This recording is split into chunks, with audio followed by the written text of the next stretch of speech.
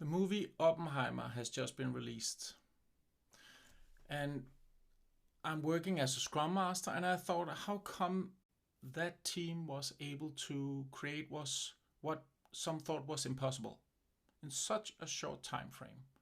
We have to recognize that they went from theory to practice. They made a practical device from all their ideas and thoughts in a very short time frame under immense pressure.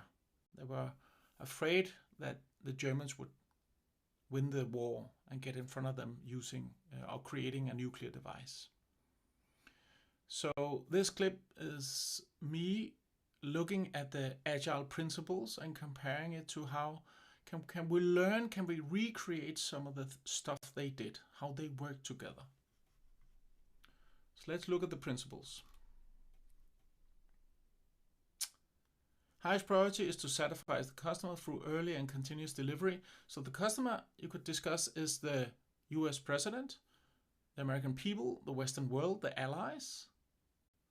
So it's very clear what they want, but nobody knows how to do it. Changing requirements, certainly all the time, especially in the beginning where there were a lot of experiments, a lot of theory, a lot of mistakes, always changing what they wanted, how they yield and all this kind of stuff. Working software frequently, more difficult, using hardware in this case, a dangerous device.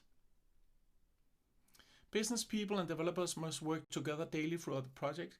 So they gathered all these experts in one place, Los Alamos, where they work together year in and year out. Being able to communicate, being focused on the project. Build projects around motivated people, certainly. The people knew what was at stake. That if the Germans were able to create the bomb, the Allies could potentially lose the war. So the pressure was on. Most efficient and effective method of conveying information is face-to-face conversation.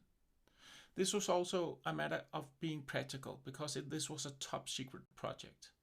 So they had to keep people in one place. The benefit of getting the right people in the same room is that they're able to talk together, have ideas, experiment, and communicate very quickly. Working software, or in this case, a working device, is the primary measure of progress. So if I was a president, I would only ask one question. I would say, how far along are you in creating the device? I don't care about how many experiments you're doing and so on and so on. I don't care about reports. The only thing that matters is the device, the end goal, the objective. Sustainable development, that's a good question. If they did that, it was certainly a lot of pressure working many years together. Continuous attention to technical excellence. The pressure was on not to create a device that killed the creators. So there was certainly an issue of creating the right quality and making sure it went off when it should go off. Simplicity, no idea, don't know anything about nuclear devices. Best architecture requirements, a design emerging from self-organizing teams. So the knowledge workers doing the work must be able to create the requirements, the architects, create everything related to the project. So we give them autonomy, we give them the resources, we give them support.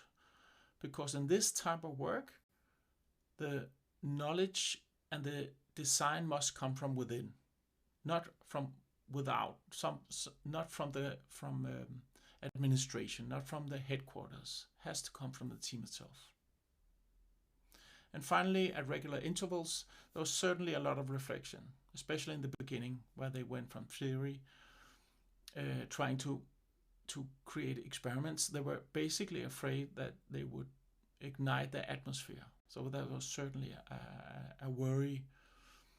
And the only way of improving is to reflect and adjust and try something new and reflect and adjust and so on.